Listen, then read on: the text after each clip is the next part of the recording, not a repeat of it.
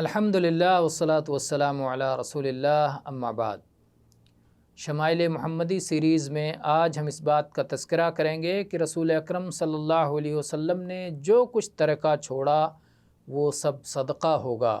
اس سلسلے میں مالک ابن اوس ابن حدثان بیان کرتے ہیں کہ میں عمر رضی اللہ عنہ کے پاس پہنچا تو ان کے پاس عبد الرحمن ابن عوف اور طلحہ اور سعد رضی اللہ عنہم بھی موجود تھے، اور علی اور عباس رضی اللہ عنہما یہ آپس میں جھگڑتے ہوئے پہنچے تو عمر رضی اللہ عنہ نے ان سب کو مخاطب کر کے کہا، انشدکم بالذی باذنہ تقوم السماء والارض اتعلمون ان رسول اللہ صلی اللہ علیہ وسلم قال لا نورث ما ترکناہ صدقہ فقالوا اللہم نعم۔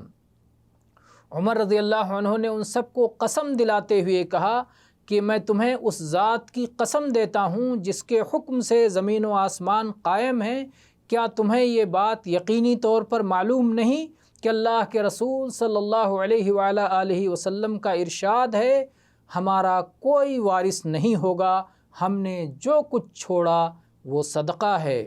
تو سب نے جواب دیا کہ ہاں، یعنی نبی صلی اللہ علیہ وسلم کا یہ ارشاد ہے، آپ نے یہ فرمایا ہے۔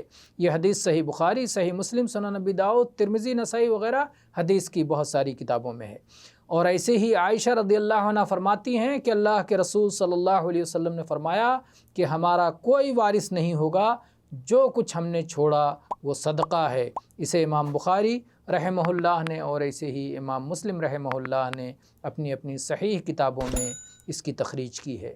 والحمد للہ رب العالمین۔